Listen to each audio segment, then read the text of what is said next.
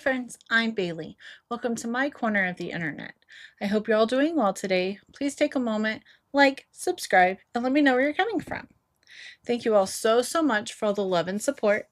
I'm going to tell you today's story to the best of my ability, taking very public information and filtering it through my own unprofessional opinion. Please do your own research and form your own opinion. As uncomfortable as it is for us to talk about these stories, imagine how difficult it is for everyone affected. We owe it to them to acknowledge their unbearable experiences, learn something from it, and raise awareness. Today's riddle. You see a boat filled with people. It is not sunk. But when you look again, you don't see a single person on the boat. Why not? Gregory Vincent Green was born December 10th, 1966. He comes from what I could find a good family, a mother and father who loved him. I don't know too much about his siblings, but I did read that he had a sister. They were all involved in church, and that's about it. In his 20s, he met his soon to be wife, Latanya. She had 2 kids, and then she became pregnant with his child in 1990. In July 1991, Latanya was 6 months pregnant and telling her best friend about how, at this point, Gregory was getting violent and irate all the time. She tells her friend she'll go to church on Sunday morning and then she'll pack a bag afterward and leave. On Sunday, July 14th, 1991, at 1:30 a.m., so before church, Gregory Green calls 911. When officers arrived, he opened the door and he said, "I stabbed her. She's in the kitchen." Moments after police found Tanya's body in the kitchen, Gregory told them where to find the knife. He put it in the refrigerator. According to the medical examiner's report, Tanya suffered stab wounds to the left cheek, neck, chest, and back. She had 2 children. One wasn't there at the time, and the other one went and hid in the closet. They placed him under arrest, and Gregory decides to go for the insanity defense. But he doesn't get that because he was declared competent and fit at the time of the murder and for court. He pleaded guilty in 1992 and they sentenced him to 15 to 25 years in prison. Gregory's family stood behind him the entire time. His prison record provided nearly no trace of violence. He had only had one misconduct while incarcerated in 2002 for getting involved in a fistfight over a TV. Records show that although he could not explain the outburst that brought him to prison, he followed the rules and stayed out of trouble. In 2004, Gregory started going up for parole. He was denied 4 times. They said he showed no remorse and didn't understand what he did wrong. For a long time, Gregory blamed his wife for what had happened. He claimed she did this or she did that. He wasn't really showing any remorse and never said sorry. It was just like he showed no empathy. Excellent, good block reports, good past work history, reads his parole eligibility report. He is respectful to staff and to other prisoners. No minor conduct to report, reads another. Gregory completed educational programs in prison. They're trying to determine whether being free will make you an asset to society, so they turned him down 4 times. At this point, Gregory Green's family, his mom, his dad, his pastor, his parents' pastor, this was all going hard for them. In 2006, his mother wrote to the parole board and to the judge saying, "We believe Gregory is very sorry for what he did and he has gained insight into his behaviors. He has worked hard in prison and continues to make a positive adjustment." His sister tells the parole board that over the years, Gregory has become closer to the Lord and reads his words daily. She says this has helped her get through this difficult and trying time. Fred Harris was a pastor and civil rights activist and was called to prison ministry. He already knew Gregory and he knew the family.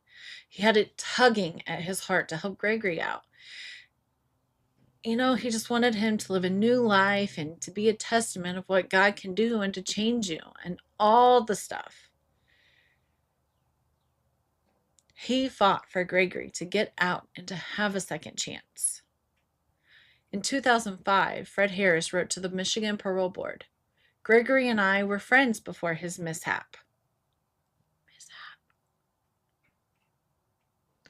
And he was incarcerated. He was a member of our church. I feel he has paid as much as possible for his unfortunate lack of self control and the damage he has caused. And he is sorry. If he were to be released, he would be welcome as a part of our church community. And whatever we can do to help him, we would. He wrote again a year later.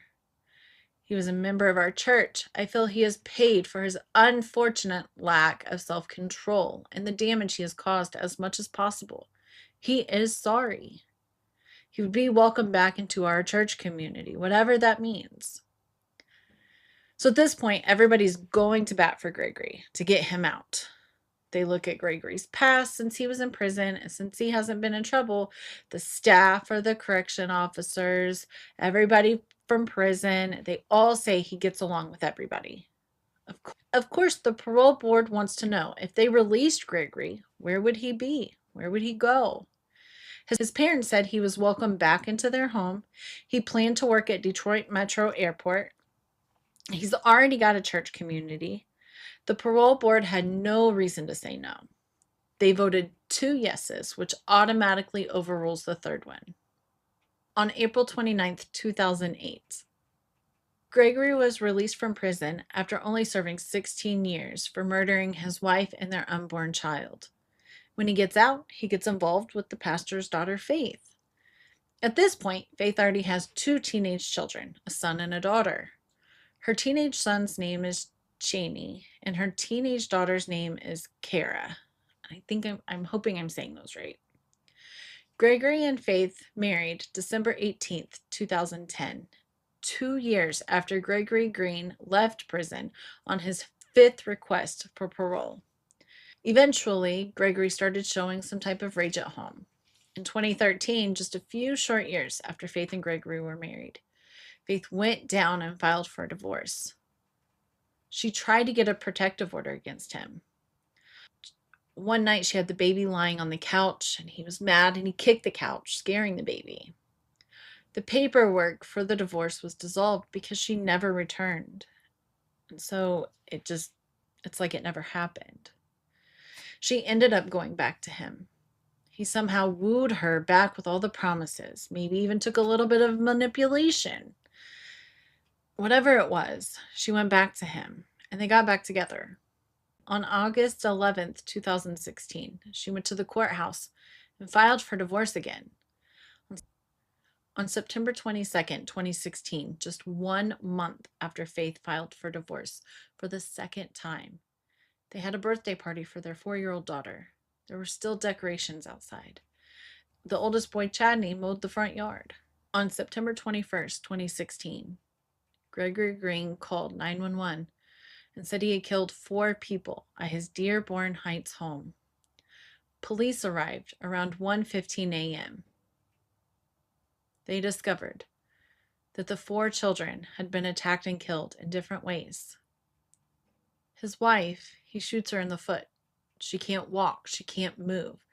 He takes a box cutter. He cuts her face. Days leading up to this, he went to places like Ace Hardware, Home Depot. He got materials and rigged the exhaust pipe to push the carbon monoxide back into the car, which is where he put the 2 smallest children. Now, some reports say that they were found in the car. Other reports say that they were found in their beds. Not sure which one is correct, but either way, they had died by carbon monoxide poisoning.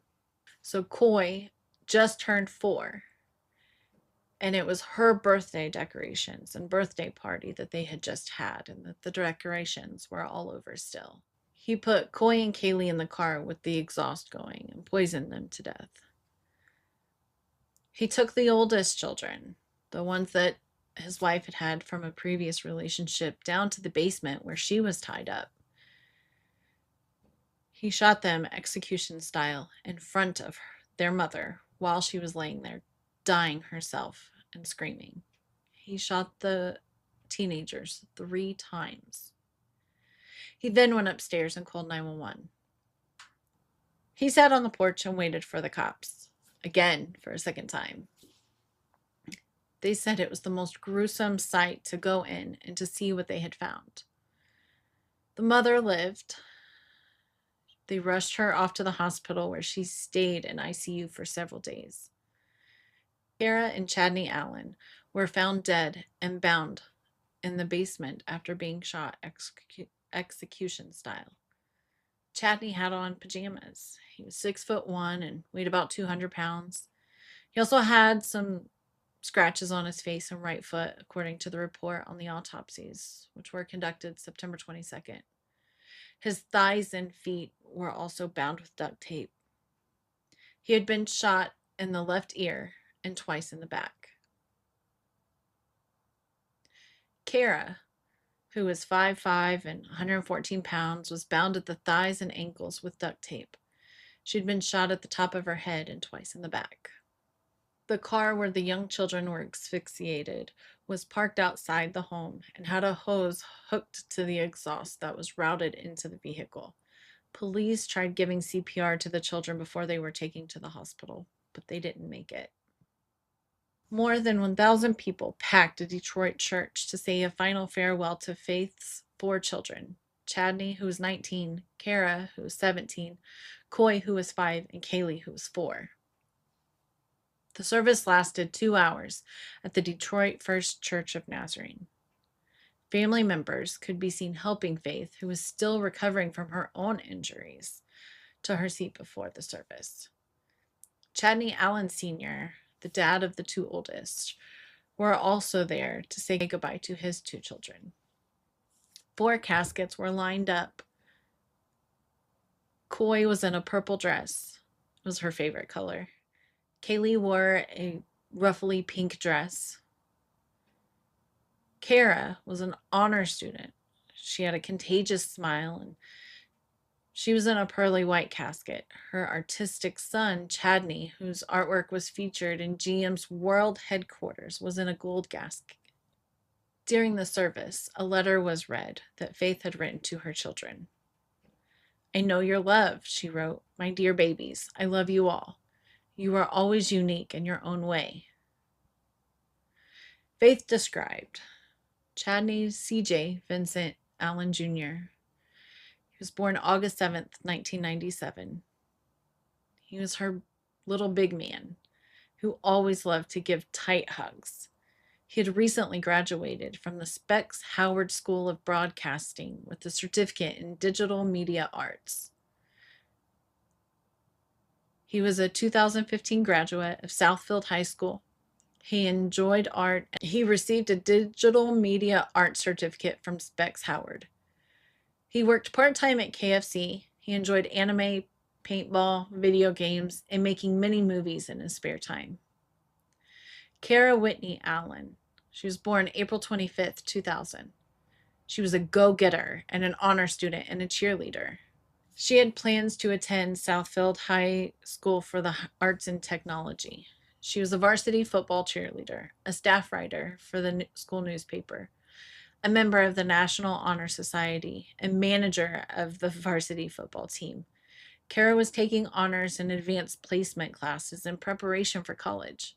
She dreamed of attending Salem College in North Carolina and becoming an OB. Her favorite color was pink, and she was optimistic. Coy Bailey Green was born October 28th, 2010. She was 6. She was a first grader at St. Sebastian Catholic School. She liked her teachers and her school. She was learning Spanish.